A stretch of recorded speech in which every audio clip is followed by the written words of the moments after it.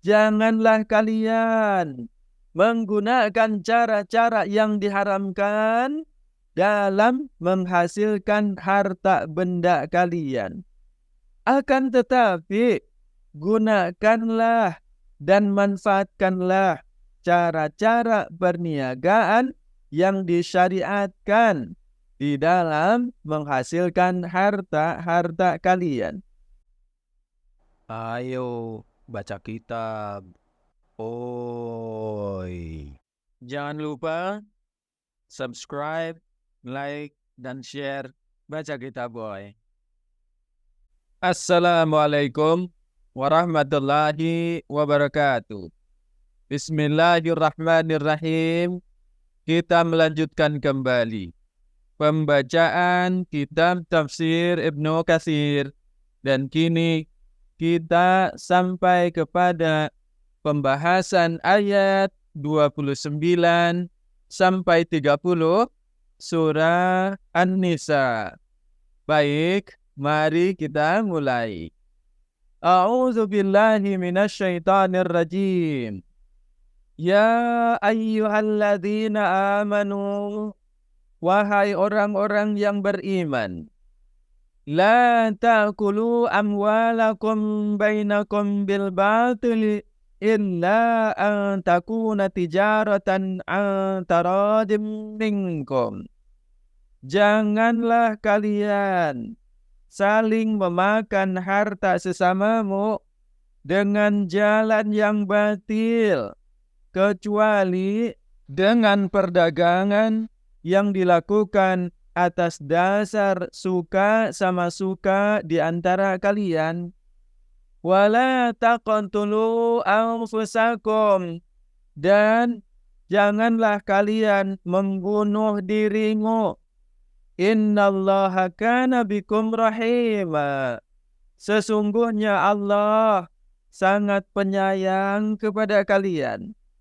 Wa may yaf'al dzalika 'udwanan wa zulma. Barang siapa yang berbuat demikian dengan cara melanggar hukum dan zalim, fasawfa nuslihi nara, maka kami akan memasukkan dia ke dalam neraka.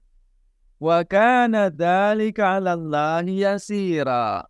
Dan hal yang sedemikian itu mudah bagi Allah untuk melaksanakannya. Quran surah An-Nisa ayat 29 sampai 30. Berkenaan dengan tafsir ayat-ayat yang mulia ini, Al-Hafiz Ibnu Katsir menjelaskannya sebagai berikut. Allah Subhanahu wa ta'ala melarang hamba-hambanya yang beriman dari mengambil atau memakan harta milik orang lain dengan cara-cara yang batil, yaitu melalui berbagai macam cara dan usaha yang tidak sesuai dengan syariat. Di antara cara yang tidak sesuai dengan syariat itu adalah melakukan berbagai macam cara transaksi yang mengandung unsur riba atau berjudi dan juga semua jenis tipuan dan cara-cara yang lainnya yang serupa dengan semuanya itu, walaupun kalau dilihat sekilas seakan-akan sesuai dengan hukum syar'i, akan tetapi sesungguhnya di balik praktek-praktek transaksi itu terkandung niat-niat dan tujuan-tujuan untuk melakukan penipuan, atau di dalamnya terkandung unsur-unsur riba yang disembunyikan. Semuanya itu tercakup di dalam larangan Allah sebagaimana Dia firmankan, la ta'kulu amwalakum bainakum bil batil. Dan janganlah kalian saling memakan harta sesama kalian dengan cara yang batil. Setelah memberikan pelarangan itu, kemudian Allah memberikan jalan keluarnya, yaitu bagaimana caranya mendapatkan harta masing-masing dengan jalan yang diridhoi oleh Allah, yakni sebagaimana firman-Nya, illa an takuna tijaratan an taradin minkum, kecuali dengan jalan perniagaan yang berlaku di antara kalian secara suka sama suka. Kalian saling meridhoinya. Di dalam firman ini terdapat lafaz tijarah, yakni illa an takuna tijaratan. Makna dari lafaz tijarah ini adalah perniagaan, yang mana Allah menggunakan lafaz ini sebagai pengecualian dari mengambil harta orang lain yang dilarang oleh Allah. Sehingga dengan pengecualian ini, maka seakan-akan Allah berfirman, janganlah kalian menggunakan cara-cara yang diharamkan dalam menghasilkan harta benda kalian. Akan tetapi, gunakanlah dan manfaatkanlah cara-cara perniagaan yang disyariatkan di dalam menghasilkan harta-harta kalian. Dan lakukanlah semua transaksi yang disyariatkan itu dengan cara suka sama suka dan keridhaan di antara penjual dan pembelinya. Berdasarkan ayat ini, Asy-Syafi'i rahimahullah berhujjah bahwasanya jual beli tidaklah sah kecuali dengan adanya ijab kabul di antara penjual dan pembelinya. Karena ijab kabul itu jelas menunjukkan kerelaan suka sama suka secara nas. Berbeda dengan saling menyerahkan. Karena sesungguhnya saling menyerahkan itu terkadang tidak menunjukkan adanya kerelaan atau keridhaan.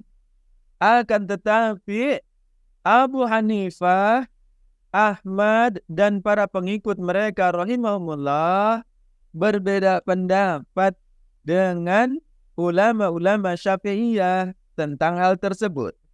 Mereka berpendapat bahwa sebagaimana ucapan dan perkataan yang dapat menunjukkan kerelaan, maka begitu juga dengan gerakan dan perbuatan dapat pula menunjukkan kerelaan dalam beberapa kondisi, termasuk dalam transaksi perniagaan. Sehingga mereka berpendapat bahwasannya jual beli itu tetap sah dengan melakukan serah terima harga dengan barang antara penjual dan pembeli tanpa mengucapkan ijab kabul di dalam perniagaan yang tidak besar dan di dalam hal-hal yang dianggap sebagai jual beli oleh khalayak umum. Jadi apabila itu sudah dianggap sebagai jual beli menurut standar masyarakat umum, itu sudah termasuk sah. Maka hal itu sudah dihukumi sah. Selanjutnya, Al-Hafiz Ibnu Katsir di dalam kitabnya menjelaskan dengan khiyar majlis sebagai bagian dari kesempurnaan adanya kerelaan dalam akad jual beli.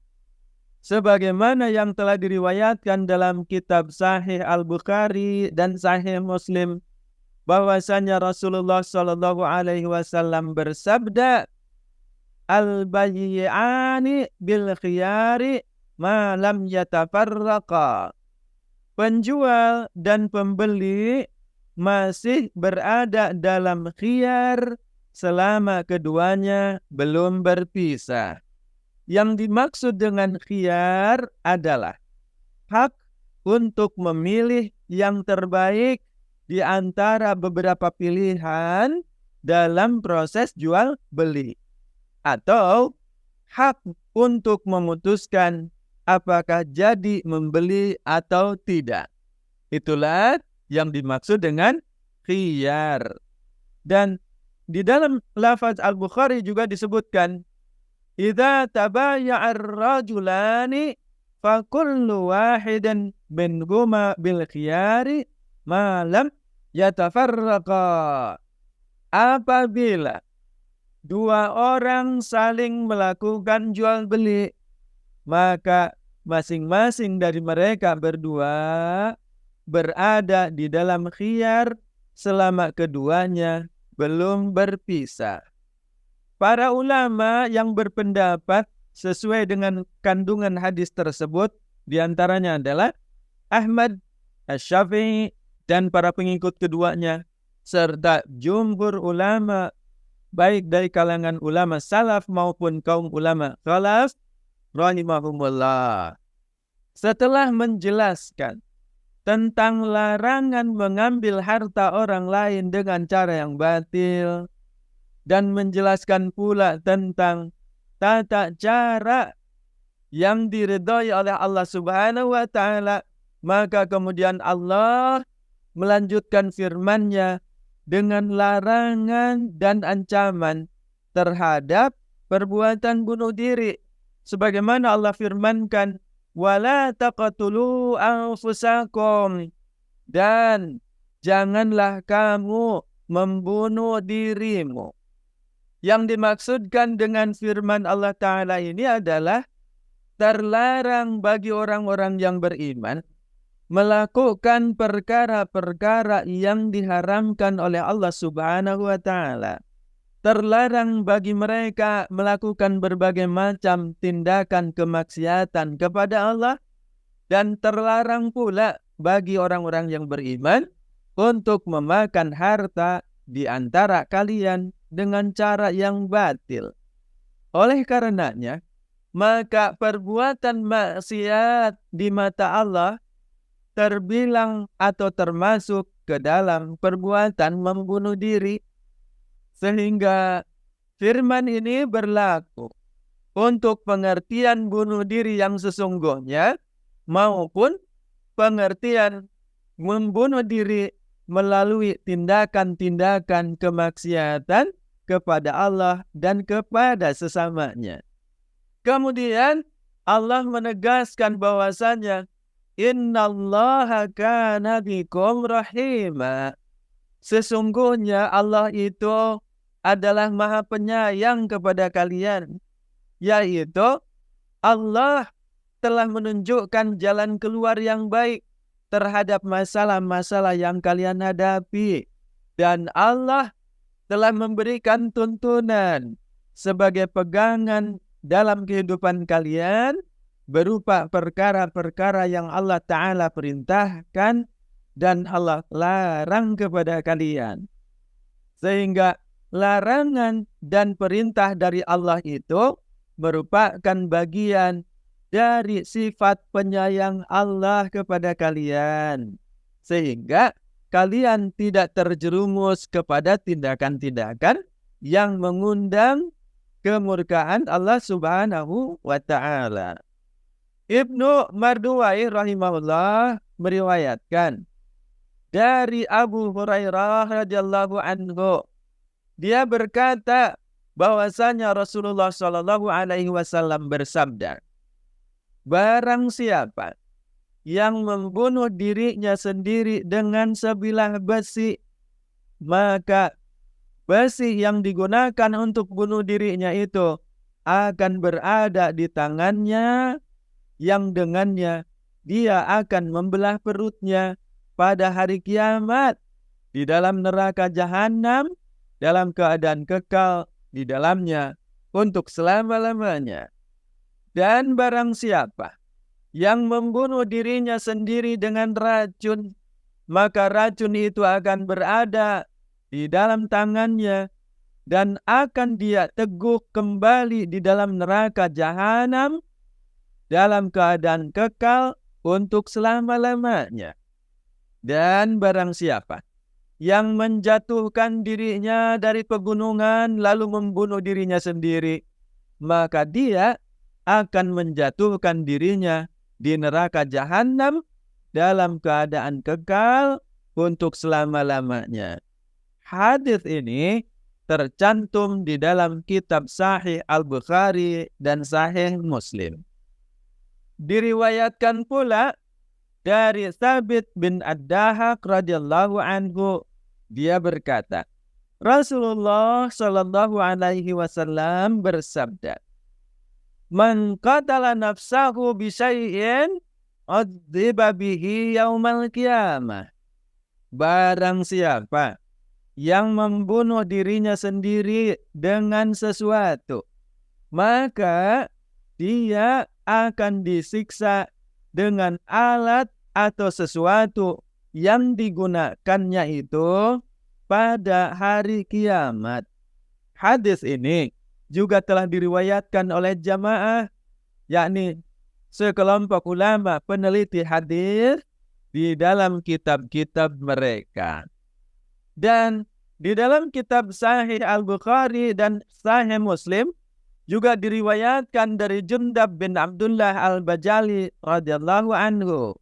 Dia berkata, Rasulullah Shallallahu alaihi wasallam bersabda, dahulu ada seseorang dari kalangan umat yang datang sebelum kalian mendapatkan luka-luka yang berat, lalu dia mengambil pisau yang dengan pisau itu dia memotong urat nadi pada tangannya hingga darah terus mengalir sampai dia mati. Allah Azza wa Jalla berfirman, "Hamba-Ku telah mendahuluiku terhadap dirinya, maka aku mengharamkan dia masuk ke dalam surgaku." Oleh karena itu, Allah Subhanahu wa Ta'ala mewanti-wanti dan memberikan peringatan melalui firman-Nya, "Wa may yaf'al dzalika 'udwanan wa zulma."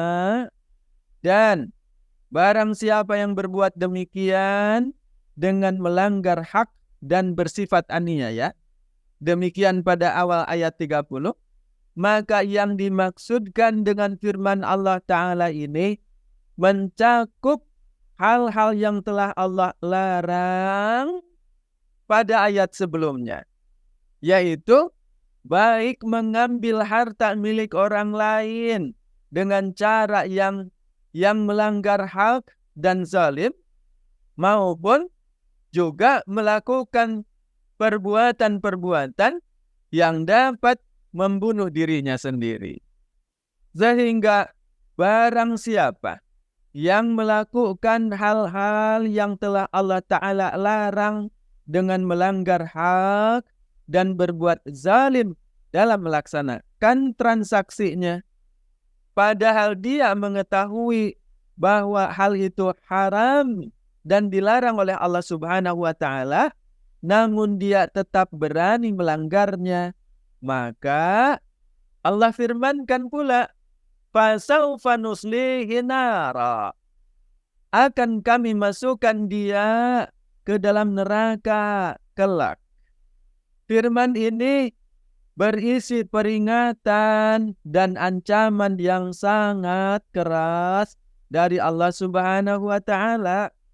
Maka setiap orang yang memiliki akal yang sehat dan hati yang bersih dari kalangan orang-orang yang beriman dan memiliki pendengaran serta menyaksikan firman-firman-Nya disampaikan, hendaklah dia selalu bersikap hati-hati dan waspada, karena Allah telah memberikan peringatan itu, bahwasanya apabila mereka melanggarnya padahal mereka mengetahuinya, fasaufa nuslihi nara, akan Allah masukkan dia ke dalam neraka wa kana dzalika 'alallahi yasira. Dan hal itu sungguh mudah bagi Allah untuk melakukannya. Demikianlah tafsir Ibnu Katsir untuk ayat 29 sampai 30 surah An-Nisa. Wallahu a'lam bissawab. Insyaallah pada kesempatan yang akan datang kita akan melanjutkan kembali pembacaan kitab tafsir Ibnu Katsir untuk ayat 31. Assalamualaikum warahmatullahi wabarakatuh. Ayo baca kitab. Oi. Jangan lupa subscribe, like, dan share Baca Kitab Boy.